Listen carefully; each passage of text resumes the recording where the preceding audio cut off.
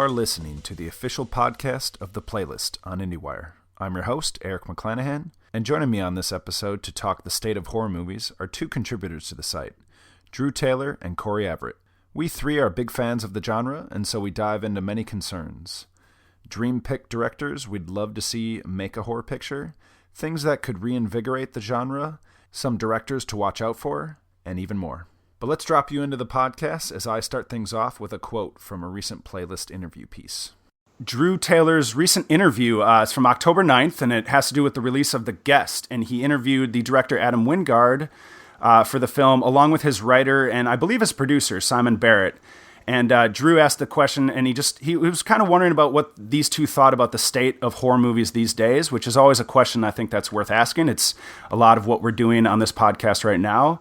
And Drew kind of insinuated that, you know, the genre seems to have a bit of a bad reputation. And Barrett and Wingard, you know, sort of negated that. They didn't necessarily agree. And then Simon Barrett went on to make some salient points.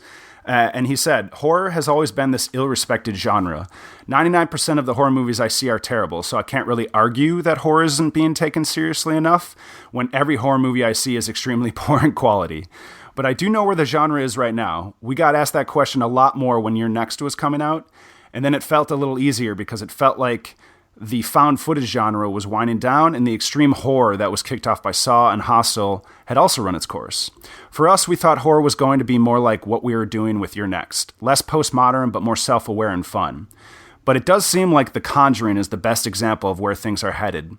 I don't think that Hollywood studios missed the fact that they gave James Wan a real budget, some real actors, and he made the most successful R-rated horror films since The Exorcist. For the last few years, horror films have been incredibly low budget, and that's limited the degree to which they could be successful. With The Conjuring, it was modestly budgeted and a massive summer blockbuster. I hope that will result in more horror movies with artistry and production values. Of course, that could be just James Wan, and nobody else will do that. I don't know where the genre is headed. The horror genre is always responding to our anxieties, and that's why the home invasion genre got very hot when the banks were when the banks were taking away people's homes. But as a fan, I'm excited to see where things are going. So, Drew, if you were able to, process all of what I just regurgitated, it was from your interview. Yes. I'm just curious because, you know, you either left it out or did not add your response or maybe your thoughts in terms of that really eloquent statement by Simon Barrett. I'm just curious, you know, to kick things off, your thoughts on the horror genre and specifically maybe as to what Simon Barrett was saying. Well, I mean, I hope that what he's saying is true. I think what's interesting is that he says this, and then like a couple of weeks later, Annabelle, which is the very cheap, low budget spin-off of The Conjuring, came out and made a whole bunch of money. But you look at things like Warner Brothers doing The Overlook Hotel, which is the sort of, very expensive Shining prequel that Mark Romanek is going to do, and Legendary's Crimson Peak, which is coming out next Halloween, which is sort of this grandiose kind of like, operatic horror thing. That hopefully that is true that the studios will be spending money, but I haven't seen it yet, so I am cautiously optimistic that that's where they're headed. Corey, any of your thoughts? Yeah, I mean, other than Drew's examples, I agree with that part of the quote, which is basically that kind of as it's always been, most of it is shit, and then occasionally something breaks through. It is kind of an interesting time we're in right now, I guess, especially if you weren't into the extreme horror or found footage, because those seem to have mostly wound down. And then, we're in kind of a different era of, it seems to be like the Insidious, Conjuring, kind of spooky, horror houses, possession type things coming out. But I feel like there's a little bit more, to play around with in this, at least so far. Yeah, and it does seem to be like the success is still in that kind of story. I mean, Drew, you already referenced Annabelle was the #1 film a couple weeks ago, and Ouija was just bested a really legitimately good Keanu Reeves action movie for the #1 spot this weekend. I mean, and that's I didn't see Ouija. Did either of you catch that film? No, Okay. But what that means is that people like horror movies, and they especially like them in October. And I'm not sure why every studio isn't loading up all 4 or 5 weekends of October every year with, different offerings, because this year has been really starved. Besides, those two that you mentioned, it was, the big budget Dracula Untold, hardly a horror movie, but still a monster movie. And on the mainstream releases, that's pretty much it. Maybe a few things snuck into art houses, but that's it. And that's kind of a bummer for people who like horror movies and especially like to watch them, at this time of year. Yeah, especially because I feel like there's a lot of things that people the studios are just sort of sitting on.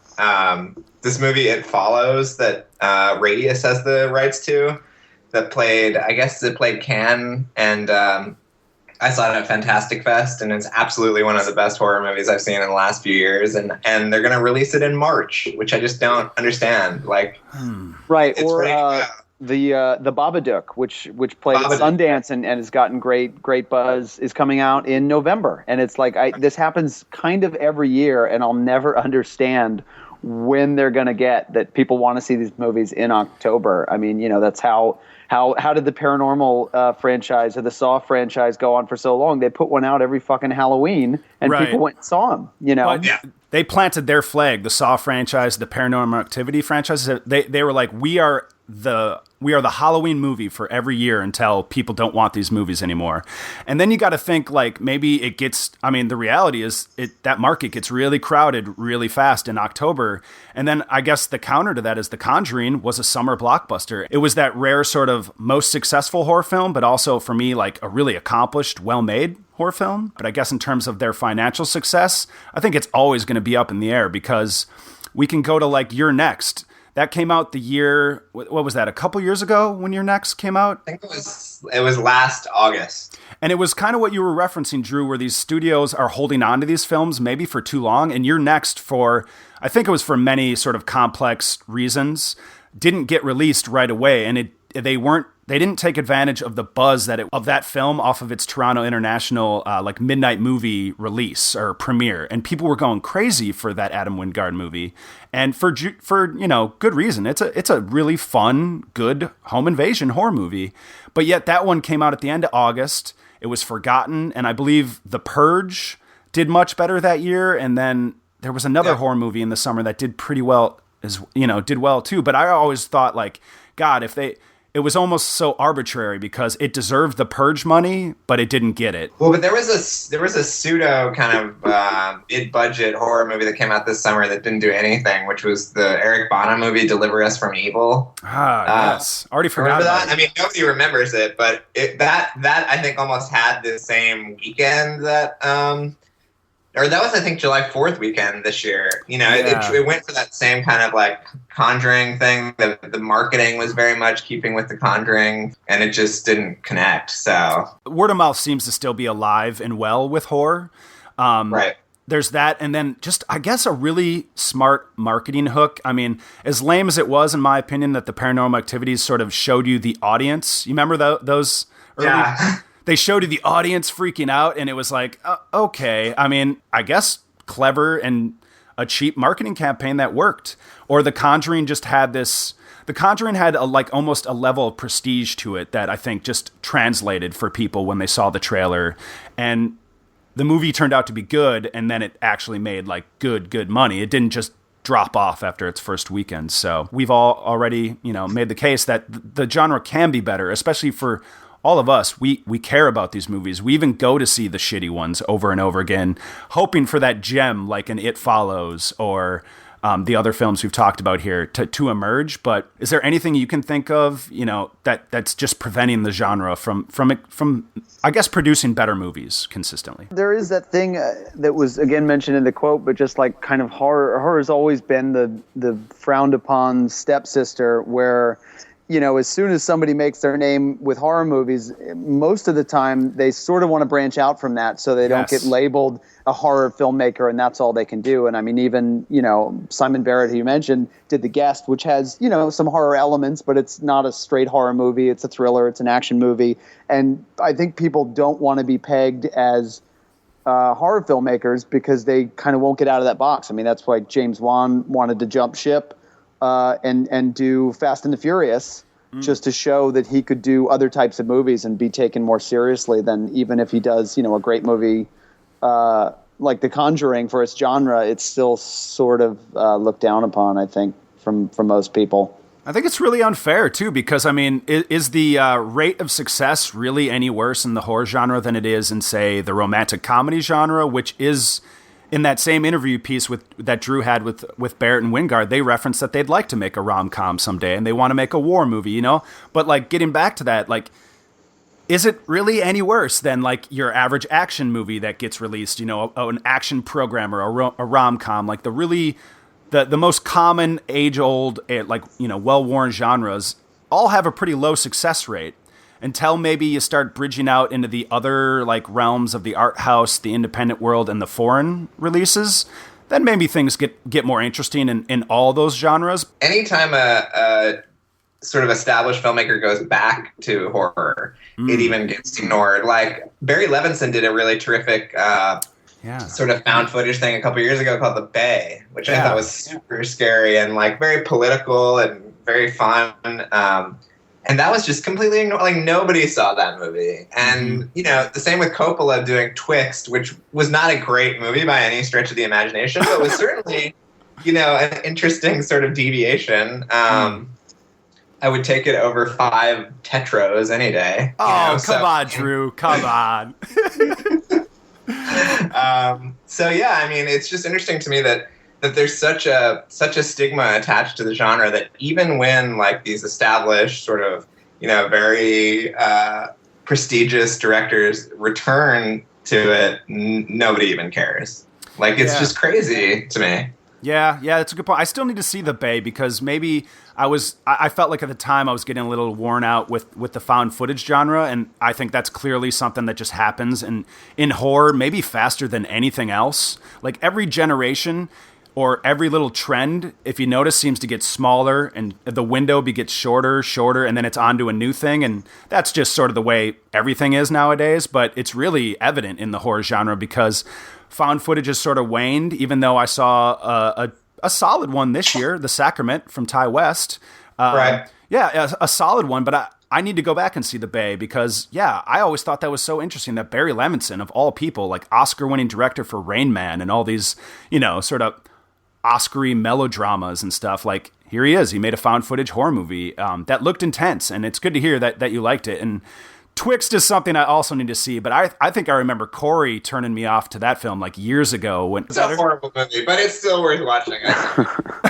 If you really look at the history of horror films, pretty much all the best ones, or the majority of the ones that are agreed upon by most people to be the best, the classics, the sort of top tier of the genre, were made by directors that either never did or after made a horror film, or you never would have imagined would have made a horror film. And my shining example is the most obvious one, is like Stanley Kubrick made possibly the greatest horror film of all time in The Shining. And, you know, like, that was great because he had his own weird little vision that he was going on with that. And he, like, commented on the genre, but also made it his own. And it's a Stanley Kubrick film. It just happens to be a Kubrick film in the horror genre. Yeah, The Shining is a big one. The Exorcist, William Friedkin coming off the French Connection and choosing to do a big horror movie like that. I mean, it's definitely not a coincidence. I mean, on the other side, you've always had, you know, kind of the up-and-comers like Roman Polanski with Rosemary's Baby, yes. or Ridley Scott, you know, with Alien, these kind of guys who hadn't done a whole lot yet, you know, smaller movies and made their mark before moving on. But on the other side, what would absolutely help is getting some top-tier filmmakers to decide they wanted to take this on. Corey Friedkin's a really good example, too, because then he comes back, not unlike Barry Levinson, and makes what I would say is probably a horror film more than any other genre in Bug. It kind of came and went in terms of its theatrical and, you know, its theatrical life. So that was another one that was released in like early May, too. Yeah, that's a strange time. Like, nobody wants to watch a movie like Bug when it's starting to get sunny and warm outside. So that's weird. Corey, you had brought up a point earlier about how there are these directors that really, like, they almost go out of their way now once they get some success in the horror genre to point out that this is not the only thing I want to do.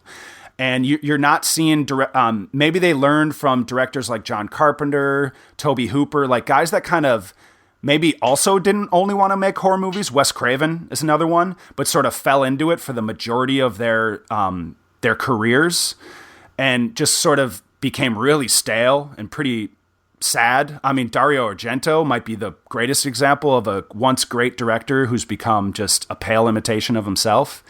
And almost a parody of himself. You know, you look at Wingard and Simon Barrett; they're very learned. They know movies, and they seem really smart about their career steps that they're making. So I think that's really interesting. But then you look at directors like I don't know if you guys listen to Bret Easton Ellis's podcast by any chance. Right. It's really good. It's really great. He's a great interviewer, and he's had Rob Zombie and Ty West and Alexander Aja on recently because Ellis is actually a really big fan of the horror genre, and all of the interviews are great. I recommend them all, but like Ty West and Rob Zombie, I think Aja as well, they all lay out pretty clearly that they're like almost desperately looking to do something different. And I think that does speak to the sort of not wanting to be pigeonholed. You know, it's a smart career move for them because I'm sure they want to do other stories, but also like maybe it all comes back to like they're not going to get taken seriously, like really seriously, and get serious budgets until they get out of a genre, or they get into a genre that unfortunately more people will take seriously. And as unfair as that is, it is a reality, but it seems like these directors are doing what they need to do to make that work for them. Ty West is doing the Western right now with Ethan Hawke and John Travolta. And, Aja is doing some kind of suspense thing that was originated by Anthony Minghella, which is very interesting. Yeah. And that Max Minghella brought to him while they were making Horns. And I mean, what's interesting about these guys is I feel like these guys are all interesting enough filmmakers that you would want to see whatever they have in store. You know, like, wouldn't you want to see like a Rob Zombie sci-fi movie or whatever?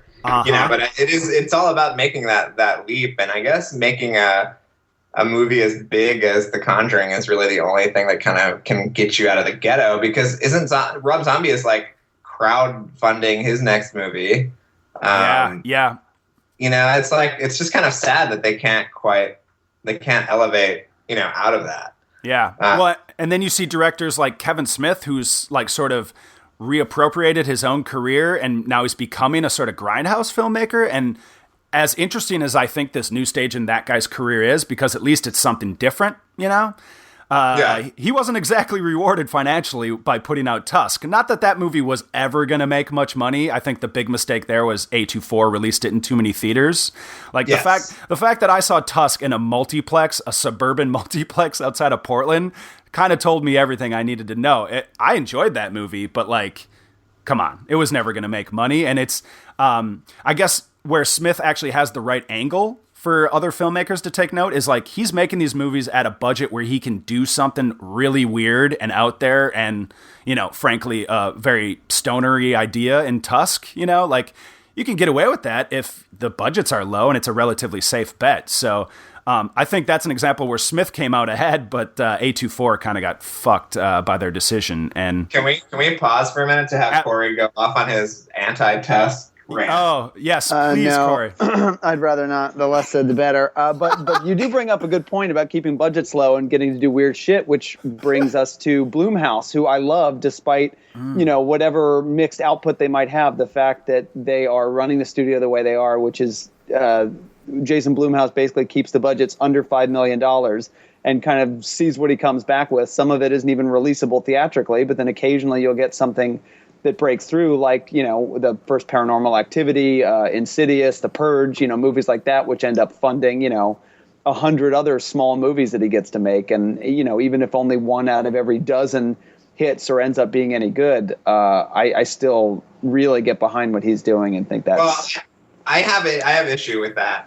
I mean, I love the guys at Blumhouse, and I have talked to Jason before, and they're a very interesting group. But then you have this like very weird recent thing where they've kind of like purged all these movies, not to pun not intended, but where they've sort of released movies by Joe Johnson, the guy that did the Strangers, put out a movie. Joe Carnahan. Yeah, Brian Bertino, right? Who did the Strangers? Brian Bertino. His movie Mockingbird is really, really good. It's like really good, yeah.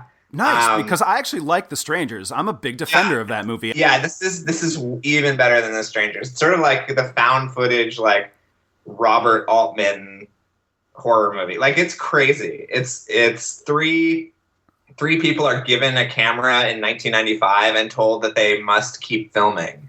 And you don't know how these people are going to intersect, and you don't know how they're connected. And there are these really great sort of title cards throughout the movie.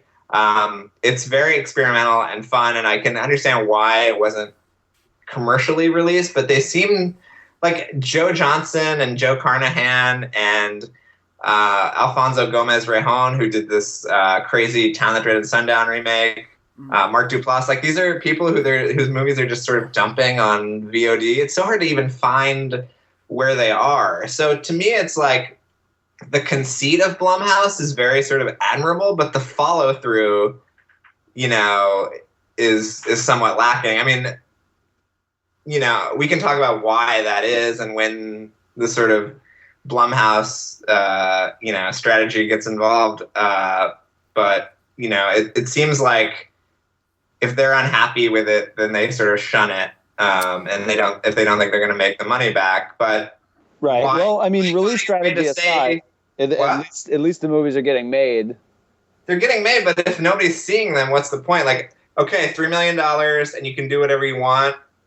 That's great, but if you're making them so hard for people to find them, then why sort of hold up this kind of conceit in the first place? Right. Well, I mean, I think that's just that's not horror. That's the whole problem with indie movies in general these days. There's just so much shit. You almost can't. I mean, like I said, the difference between going to Sundance and seeing a movie and then having it quietly be dumped on VOD later that summer in terms of, noise and people talking about it is really kind of staggering. So I think that's just a matter of how much product there is out there for people to sift through. And if it's not something that's going to have a commercial hook or really get people talking, it's just going to kind of quietly fall into the Netflix instant pile with everything else.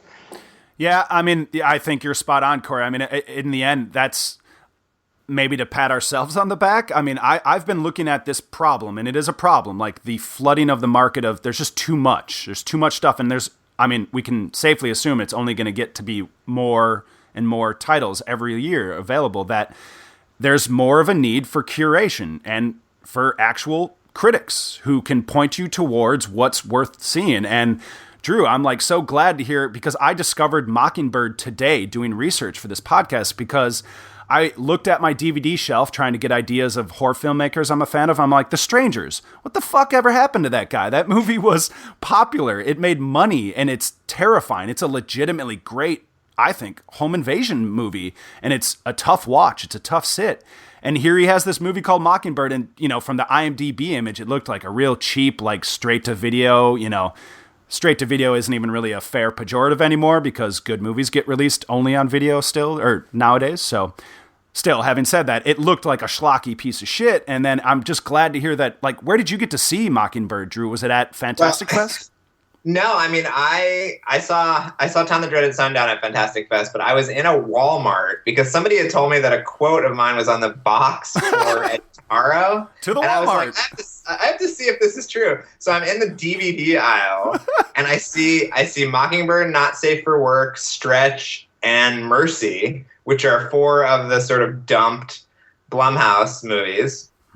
And I was like, you know what? This one seems like the most interesting one. And I'd seen Stretch, and I loved it. So I took it home and watched it, and I was like, this is great. It's legitimately scary. It's funny. It's sort of avant-garde. And I found, I think, one review of it online. That's how sort of dumped it was. Drew, do you have any insight into why it took Brian Bertini that long to mount another movie? Because The Strangers was a success, unless I'm misremembering. It was a success. This movie, and I have a friend who sort of was inside of Blumhouse. So I've got to be careful about what I can say as to not sort of give them up. But there were a lot of problems in terms of how to end the movie, and I don't think they stuck the landing quite right. At one point, it was decided that it could be a franchise. That's how wildly the situation of these movies deviate in post-production. And so there was this ending which was could have suggested sort of a continuation, and especially in the wake of things like Insidious, which are now, we're looking at Insidious 3 coming out next year. These are big franchises, or quote unquote big franchises. But Yeah, I mean, he'd been slaving away on this thing for a long time. I think it was completed in 2012. I mean, that's how tortured this thing was. And I actually found a good quote from Carnahan in a great profile that my buddy Matt Patches did for Grantland about his whole situation with Stretch. And he says that Blumhouse is an enlightened trauma. It's a factory as preoccupied with quantity over quality as any other studio. Their job is to make 10 of something, and if one of them meets the metric with an audience, that's the one that'll get the TLC. I understand that. If you shotgun enough paint cans, you're going to get a Picasso. Or you're going to get a Marge Simpson, if you know the Simpsons reference. I'm bringing up. When Homer makes the makeup gun. It didn't work out that well for Marge. Interesting. No. That is so... that's fascinating to me. And it's like, it's a shame because Bertino proved with his first movie that he can make a really good horror movie. And it was successful. He just got attached to something pretty big too. So I think his career is still like not done, but okay. It's more baffling with something like The Town of the Dreaded Sundown, which is directed by Alfonso Gomez Rejon, who directed all the best episodes of American Horror Story. He's got a very distinct style. He creates something that is very esoteric, and then the Blumhouse machine tries to wield it into something more commercial. They get to this sort of half and half version, and then that version doesn't even get to theaters. So what you're left with on VOD is this kind of compromised vision of what the movie was supposed to be.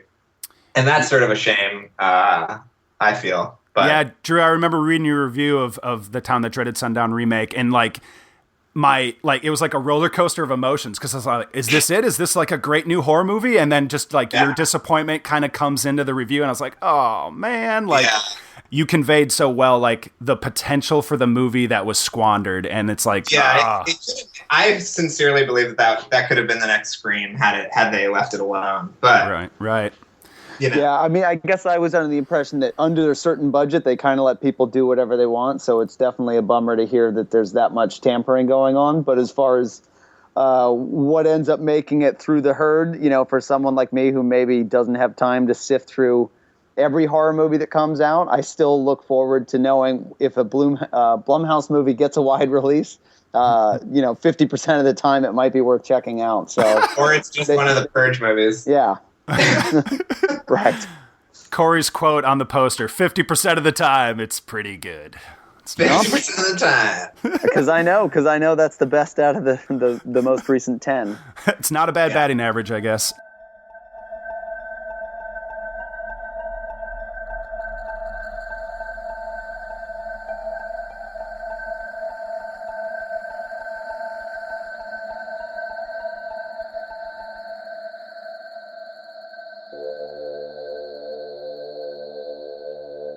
So we've referenced a few directors that we think are have proven and are capable of continuing to push the genre forward, to do interesting things, to not just make product.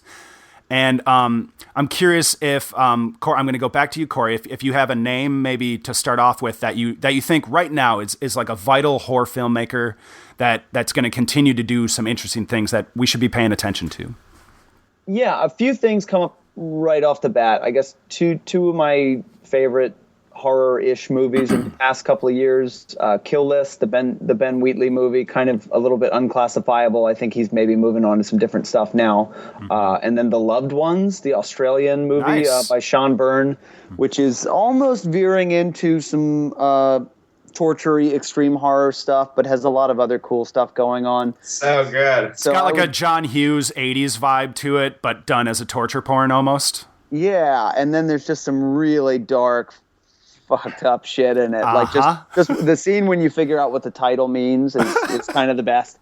But as far as people who I would be most excited to see maybe take a crack at a horror movie that hasn't really done that yet, Gareth Evans of The Raid, obviously, who did the Safe Haven short from VHS2, which was far and away the best thing in any of those movies that I've seen.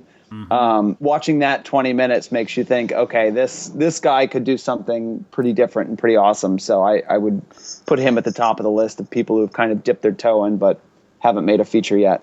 Here, man. Safe Haven. That's another review of Drew's I remember reading. He was like, this is the one that you see VHS2 for. And I was like, It lived up to that, man. It was really, really great. But Drew, how about you? You got a filmmaker you'd like to champion besides the others? Yeah, I mean, I this is a guy that had a lot of heat like a little while ago, and I don't know why that kind of dissipated. But Greg McLean, who's an Australian filmmaker who made Wolf Creek. Yeah. What was the alligator movie he made? Rogue, that's a really cool movie. It's all right. It's all right. Yeah. But I thought Wolf Creek 2 was super underrated. It came out earlier this year. It's got a great car chase. It sort of elevates that character to sort of like Freddy levels of kind of like, I don't know, kind of almost horror comedy level character. And he's got, interestingly enough, a movie with Blumhouse coming out next year called 6 Miranda Drive that I would love to see. You know, I would love to see him sort of embraced and given a budget and stuff like that. There was also a movie that came out at South by Southwest that I was really crazy about this year called Creep, that was directed by a guy named Patrick Bryce, who this is another Blumhouse thing that's gonna end up being a trilogy for Miramax's Radius imprint. Mm-hmm. And it's found footage, but it's almost like What About Bob meets Fatal Attraction or something. It's like a stalker comedy, I want to say. And then, of course, I got to give it up again for David Robert Mitchell, who did It Follows, which I think it's great. It's like if the Breakfast Club decided to go against some kind of supernatural evil. That's what It Follows is. Very nice. Yeah, I mean, all three of these guys, I think, are very capable and are pushing the genre into some new places. And I hope that Alfonso Gomez Rejon gets to do another horror movie on his terms sooner rather than later, I hope. Right. But we shall see. Well, David Robert Mitchell, too, is another example of a director, at least from his, limited filmography so far. It was atypical of him to make a horror movie, because what was his film before that? The Myth of the American Sleepover, yeah. Right. So that sounds exciting. Sounds like he was able to breathe some life into the genre. I think there's a lot of evidence there for that, for sure. Well, great. Drew, is there anybody that you can just a dream? Yeah, because Corey already cited Gareth Evans. Just a filmmaker that would be like, this guy has to make a horror movie that really hasn't made one yet. Well, I mean, I still want to see a Mark Romanek horror.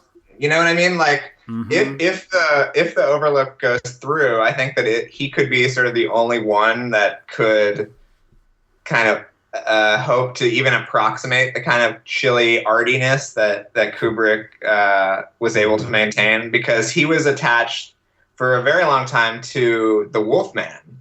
Right. If we all remember that saga. Mm-hmm. And then he was kicked off sort of over budget issues, and Joe Johnston was brought in and made a very anonymous Wolfman movie. But I liked a lot of that movie, actually. I mean, the father stuff at the end aside, I thought the atmosphere was really cool, and the period setting and all the stuff that wasn't overly CG'd. I don't know. I had some stuff I liked about it. Yeah, I mean, that's not a bad movie, but it's not. There's not a sense of it's not Romanic's version, which would have been definitely something interesting. Right. Johnson's version is serviceable, whereas Romanic's would have been at least interesting. It might have been a greater failure, but I bet it would have been a hell of a lot more interesting to chew on, for sure. Yeah, and I bet that he would have been able to build suspense in ways that you look at the Johnson version and you're like, well, this is just a huge missed opportunity here. Like the attack on the gypsy camp. Like, there's so many elements that could have been implemented that he just sort of ignores. So, I mean, you look at 1 Hour Photo, and I think that's a really creepy, sort of underrated movie, and to see him apply that to a huge studio horror movie will be super exciting. If it goes through, God knows what's going to happen. But, yeah. Yeah, fingers crossed that Romanek gets just more movies made, because, God, two movies is not enough for that guy at all. Okay, so I actually have a kind of a long list of directors that would be dream projects, so I'm going to not name them all. I want to hear them all. Go. Okay, I might just do it. But one of which is supposedly making a straight-up horror movie for his next one, and it's my boy, Nicholas Winding Refn, who I can't speak highly of enough. He's one of my favorite filmmakers working today, and if I'm right, the Carey Mulligan, I believe is starring, I think she's still in it, I Walk with the Dead, is supposed to be like a horror film. Am I right? Yes. Okay. That and it's supposed to be next. So yeah, Right, I think right. I think your wish is going to come true. I know, and I can't wait, because the guy, if you've seen even half, or if you've seen all of his films, like, they all have elements of like exploitation and like genre scores, like horror like synthy scores to them. I mean, frickin' Pusher 2 has a like a synth score straight out of like Maniac, you know, but it's a gangster movie, you know. So his favorite movie is Texas Chainsaw Massacre. So I think the guy is born to make a horror film, and I hope he really straight up just makes one with I Walk with the Dead. And I'm sure it'll be his weird version of that, that's what I want. So hope that happens. Man, if David Fincher ever made a horror movie, he would get the budget nobody else could really get. That would be really exciting. Paul Thomas Anderson? Anybody? I don't know. It'd be cool. Corey, do you have thoughts on that? Yeah. Your favorite filmmaker ever? No thoughts on that. No, I mean, I kind of agree with what you're saying, which is basically, if you were to ask the question, who would you most want to direct a horror movie today? I would just take a look at the top directors working today, and I would like them all to take a stab at whatever their horror movie would be. I mean, because I think that's how you get Kubrick doing The Shining or Friedkin doing The Exorcist. You get somebody who's at the top of his game, and maybe it would take, an advocate at a studio basically going to these guys and going, hey, do you have any interest in working in this genre? We'll kind of let you do what you want to do. But a few years ago when they were talking about doing a Spike Jonze horror movie, or obviously the two that you mentioned, Martin Scorsese, I mean, Tarantino doing a straight horror movie, pretty much anybody that you would consider, a top tier director today, I would love to see take a stab at it. I mean, hasn't Cuarón talked about doing a horror movie? Man.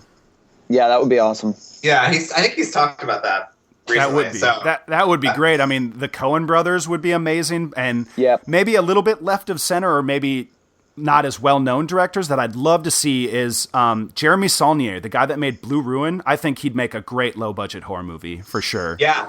Why is he? Yeah, he very well might. I heard him talk a lot about horror movies when Blue Ruin came out, so I could see it. Oh, you know what? Speaking of Blue Ruin, that's another guy we should give a shout out to is Jim Mickle.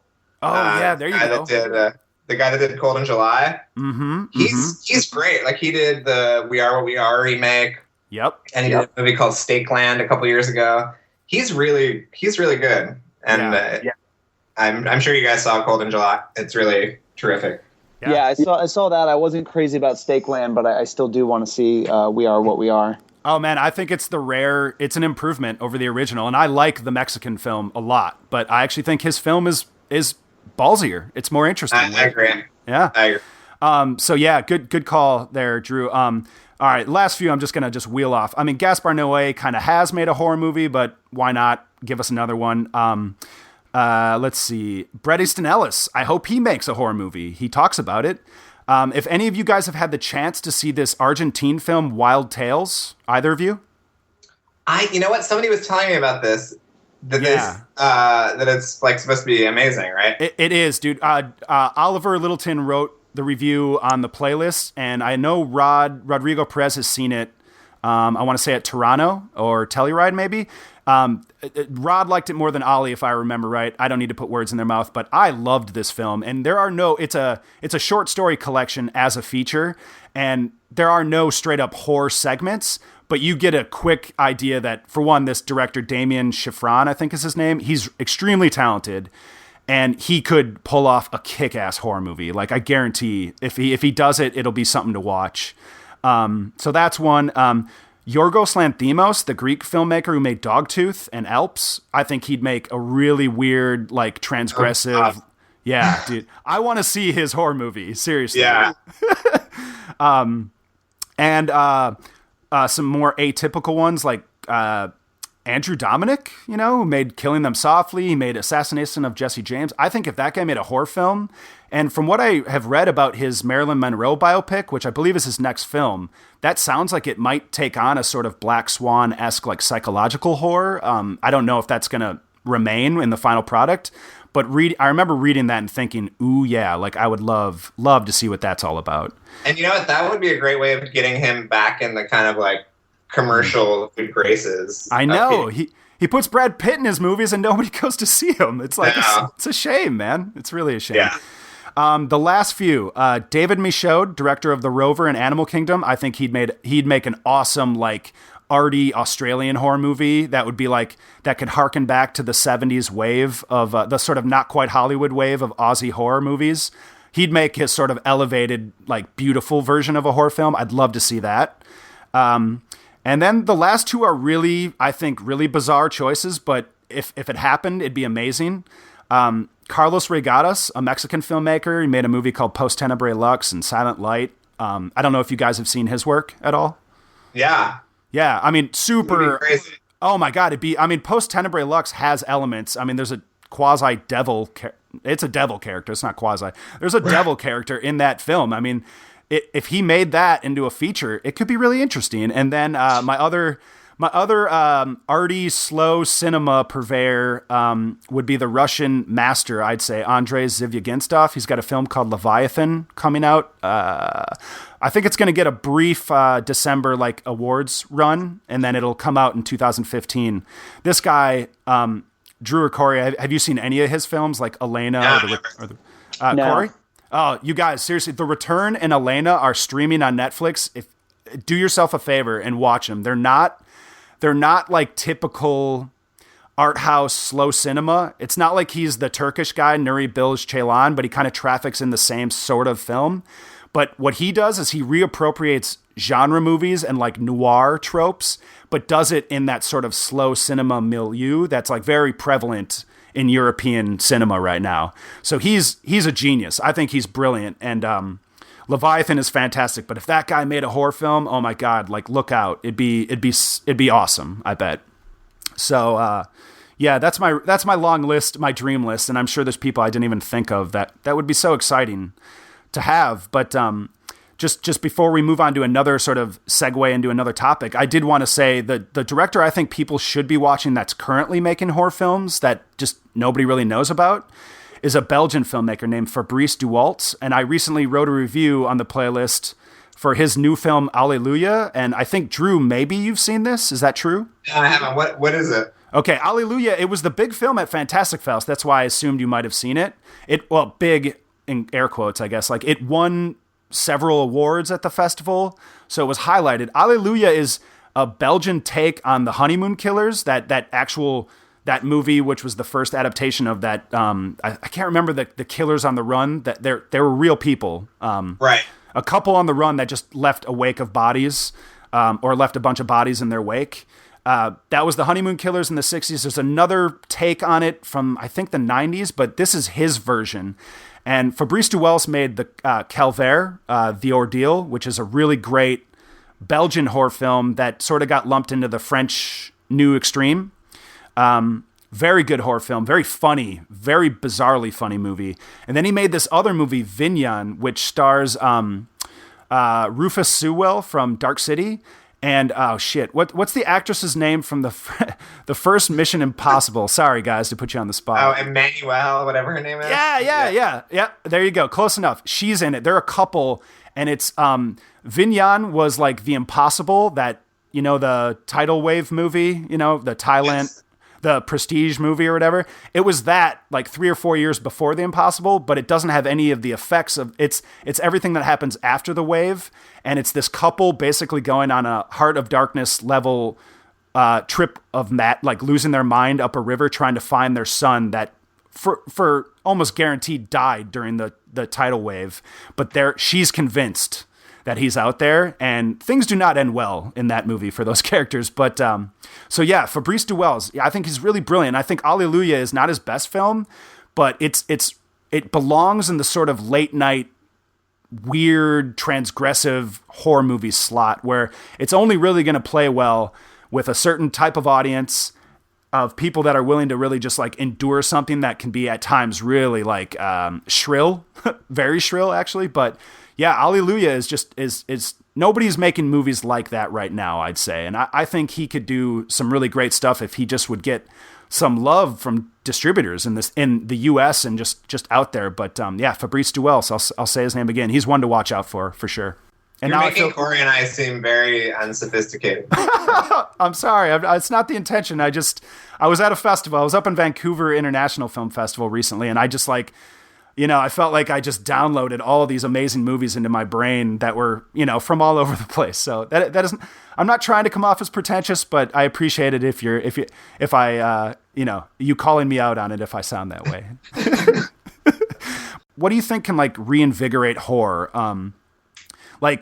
I'll go to Corey first. And for instance, an example I would use is Jonathan Glazer, the British filmmaker, who you would not think would make a horror movie, for all intents and purposes, made one with Under the Skin earlier this year. And it's one of my favorite films from this year. I think it's totally brilliant, totally freaky, and just interesting as hell. But am I on the right sort of angle, Corey, if I think that's where horror should go, like more atypical directors like that, more arty directors, or do you see another path to breathe life into the genre? I think there's always been the two extremes in horror, which is, some of the best horror movies come out of nowhere, out of no budget, low budget, Night of the Living Dead, Texas Chainsaw Massacre, independently financed Halloween, things like this. And on the other side, you do have the kind of prestige, big budget, visionary director, Exorcist, Alien, what have you. I think the indie horror scene is as alive and well as it ever has been right now, and there's a lot of good stuff and interesting stuff coming out. But I would like to see, like I said, my dream would be that more A-level filmmakers would step up to the plate and take a crack at doing a horror movie. Darren Aronofsky with Black Swan. One nice. that can still bend the rules of the genre, but to a certain extent, it still has to play by the rules. I think when you get too far off track, it does become kind of an art film and less of a movie that satisfies traditional, horror genre, boundaries. And that's great because it's a different sort of movie. And Under the Skin is a really interesting movie, but it's not quite what I look for, in October when I'm going to pop something in that when I want to watch a horror movie. So I kind of wish that, like you said, whether it's Paul Thomas Anderson or whoever else, that one of these mid-budget filmmakers, someone at a studio would say, hey, instead of, signing up for a superhero franchise, we'll give you a decent budget if you have any ideas to make a horror movie and see, kind of what comes out of that. Well, one thing that we haven't touched upon, and we should probably before we go, is that, the best horror movies come usually at a time when things are really screwed up sort of politically. And I think we're certainly in that same, time now. So I would say that I'm anticipating the horror movie that preys on sort of all of these fears about, the environment and surveillance and things like that. Like, it just does not make any sense to me that we haven't had like the great horror movie that uses social media as sort of a linchpin. Like, why hasn't there been like a Facebook horror movie yet? It just doesn't make any sense. You look at the movies from the 70s and there were horror movies that tackled all sorts of issues and anxieties sort of culturally. So that's sort of like, what I'm waiting for. It'll be interesting to see with Crimson Peak and the Universal's plan for these interlocking monster movies. Yeah. To see if that is going to bring about like some kind of high budget horror movies. Because then, you look at the Insidiouses and and The Conjuring is now a whole franchise, and James Wan is going to be essentially running the genre division of New Line. So yeah, it'll be interesting to see if that'll go through. But I'm waiting for the movie that really taps into the zeitgeist, because a lot of the most successful horror movies, whether it's It Follows or The Guest or Cold in July, are seemingly throwback movies. They have kind of a vibe of the Carpenter golden era. So it would be nice to even The Conjuring is very much like a 70s Amityville horror Exorcist. Oh yeah, totally. Yeah. Yeah, we're in a state of like looking back right now. Like all the good ones, or a lot of the good ones, seem to be period pieces. But maybe we need more attempts at like The Bay, the Barry Levinson film you referenced, Drew. Like more, maybe that's right. more what you're hungry for. Yeah, I think that those are the movies that really get into the bloodstream, and certainly the part of the reason why I saw and Hostel did so well is that it was all of these sort of anxieties about, Guantanamo Bay and what we were doing in Iraq, and the kind of, especially with Hostel 2, this kind of like xenophobia that was being perpetuated. Mm-hmm. And they felt new. It didn't feel like a throwback that was very much, tying into Poltergeist or Exorcist or whatever else. It saw at the very least as kind of its own new thing. Absolutely. Yeah, that's sort of what I'm waiting for, is whatever can sort of tap into our cultural unease, and be really exciting too.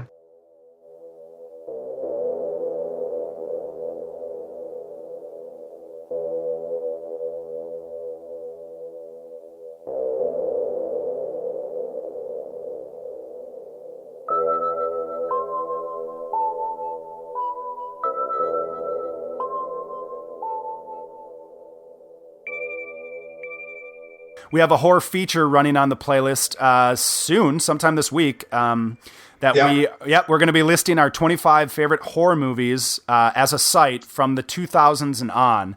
And I don't know about you, Drew, and Corey, you either, but there's a lot of movies that got left off that list that I think deserve some love. But maybe there's one, maybe there's one from you, Corey, that you think people should really seek out, that you think is great and that is worth, that isn't on that list. Probably the two I mentioned earlier, Kill List and The Loved Ones, I think, were two of the most recent ones that kind of flew a little bit under the radar and really stuck with me after I saw them. Very nice. Drew, how about you?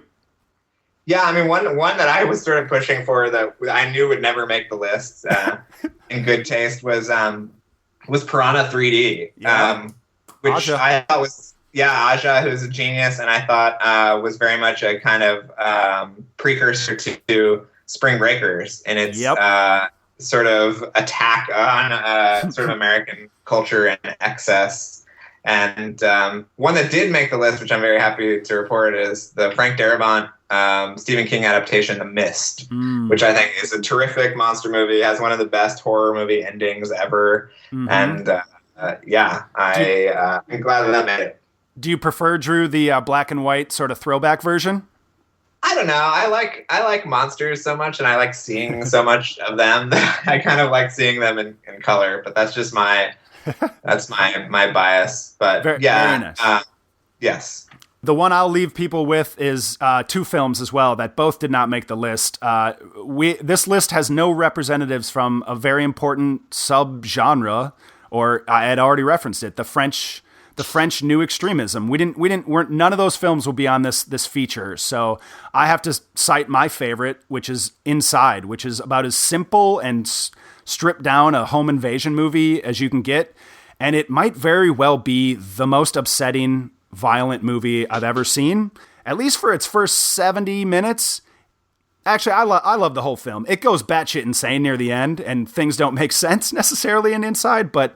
I would double underline that pick. I love that movie. It never really got much of a U.S. release, and if you watch it, you'll know why in about the first 20 minutes. Right. It'll be very clear why it did not get a release in American theaters. However, it is fucking great, and it's so intense. My favorite horror movie, though, of this decade... of the 2000s, which was also left off this list, is Rob Zombie's The Devil's Rejects. And I put that on the list. Yes. The Devil's Rejects is just, it's proof that Rob Zombie is capable of it's a great film, I think. And it's more than just a horror film. It is a throwback in a way, like what we've talked about. It's modeled after the Texas Chainsaw Massacre in its look and feel, but also it's a Killers on the Run movie. And I just love the way he completely subverts and just realigns your empathy, sympathy, and focus to the villains of the first movie, House of a Thousand Corpses, and then turns them into heroes is wrong, but anti-heroes, I guess, is fair. Right. He shows you that the law enforcement can be just as horrible as the group of deranged sociopathic killers. Exactly, right? And torture is a very key element in showcasing that in the film. And I think even though the film is set in the 70s and it is a throwback style movie, it did at the time, it was commenting on the present, and it had very salient. Yeah. So it's one of those films that you long for more of, Drew. So I can see why you also are a fan. And It's a shame that it didn't make that list. I begged our feature editors to let me write about it, and I never got a response. So I'm sure I know why. They've got other things to worry about, and we need to move on. So that's what I was going to ask you if you've seen any of the subsequent movies by the Inside guys. I have not, because they have one other or two other. They made a movie called Livid that was sort of this eerie kind of ballerina thing that the Weinsteins bought the rights to and then never put out because they were developing a remake that didn't happen. And at the same time, they had tasked those guys with, at one point, doing Halloween 3, talking about Rob Zombie. They were going to follow him up. But they have a new movie that just premiered at South by that is absolutely awful. That I forget what it's called. It was really terrible. And they have a really shitty segment of ABCs of Horror, which opens this week. The sequel? The sequel, yeah, which has some really good stuff and some really not good stuff. But yeah. Theirs is one of the low points of those 26 shorts. That's too bad. Maybe it's a Donnie Darko situation where like the director maybe they just made something great their first time out, and maybe they're just not great filmmakers. Who knows? But maybe they will recapture the insanely glorious bloody heights of Inside, because goddamn, that's such a great film. It is, and it's a movie that I think that it shows you why they at least seemed like great horror filmmakers, and this is something that Aja does very well too, is that they can build suspense. Yes. Just as well as throwing a lot of gore at you. Mm-hmm. There are even moments in Piranha 3D I feel that Aja really sort of, he turns those screws really, really well, and because it can't just be all sort of throwing stuff at you. But exactly, and I think that label was what was met with the French New Extreme. I mean, they had to find a way to generically lump all these movies into a category, and they're all pretty disparate and weird. I mean, Catherine Breillat made movies that fall into this. Right. What's her name? Trouble Every Day. Great French filmmaker. I can't think of her name. Anyway, interesting arty filmmakers had made movies that got lumped in this category, and it's like everybody kind of dismissed them as just, gore, just fetishizing too much gore. But I agree. The best ones, the ones we've talked about, do more than just that. And there's a build to the gore. And when it hits, oh boy, is it effective. So. Well, they were sort of the European equivalent of the quote unquote splat pack that we had here, right? Mm-hmm. And one of those guys that should be making more movies too is Neil Marshall, I feel Agreed. like. Yeah. We've seen with his Game of Thrones episodes just how effective a filmmaker he can be, and it would be nice to see him doing something scary again. Yeah, after two, battle episodes on Game of Thrones, which, don't get me wrong, they were awesome, but I want him to make The Descent or something like that again. That would be really. He was going to do a 3D horror movie with Sam Raimi called Burst. Do you remember that? I don't, but yeah, it was going to be. Why not? Right? Yeah, it's a shame that won't happen, because I can only imagine what a collaboration with Sam Raimi called Burst would be like. But, in 3D, yes, the possibilities. Well, with that, Drew, we're gonna set this one aside. We're gonna put this episode to bed. As I said off air, it was a treat to finally get you on the podcast. It was so good to finally be on the podcast. I want to come back. I want to come back for more madness. Good. You will. So thank you, man. Is there anything you'd like to point anybody towards on the site that you got coming soon besides that horror feature that you're a part of? With the horror feature, I have two Aja things coming for. This might only be of interest to you, but we're going to run down his 5 influences for horns, which some are going to be very, very funny and weird sort of things. And then I sort of just wrapping up sort of things that he's got in development that he's talked about over the years, like Space Cobra and Pet Sematary, and his upcoming movie at Fox called The Pyramid. So look for those 2 things in the latter half of the week. Awesome. Can't wait to read it. It appears as though we lost Corey in the last 10 minutes of the episode. Hopefully not by a axe-wielding madman. Right. I mean, if someone's invading his home right now, you're closer to him than me, but you're in another state altogether, Drew. So I am. This is on you, man. Check on him, yeah. Well, Corey, we hope you are alive, not being stalked. Oh, dear. There he is. Hold on. Hello? Yeah, Corey, you're back. what's happening. Are you going to Shake Shack? What are you doing? I am on the subway right now, going to movie trivia in Videology in Williamsburg. Wait a second. You're part of the movie trivia crew? Love it. Whose team are you on? David Ehrlich, Jordan, Dan Mecca. Eric, he's on the snooty team. Oh shit! I see. They're all I see. snooty teams. Well, But I'm sure it's going to be a horror movie trivia night, and I can't wait to dig into that. Well, Corey, we can't. I just wanted to thank you for coming on this episode, and I saw today that you posted audio from the New York Film Festival chat with your boy Paul Thomas Anderson, and I believe it was him and who was the critic that was emceeing that? Kent Jones. That's right. So I guess we can point people to go to the playlist and find that there. Is there anything else you want to point people towards coming out on the site soon for you? No, I haven't done shit for the site since Sundance. Follow me on Twitter to see what I'm up to at Modage. That's right. Well, you do that, Corey. Again, thank you for your time as well. And you can find me doing all kinds of crap on the playlist as well. I will be a part of that aforementioned horror feature, the 25 Best, that me and Drew are a part of. Look out for that soon. And I have a column coming out, 11 films to see in November. Make sure to check that out. And we're going to leave it at that. So thanks again, you guys. This was really fun, and hope to do it again soon.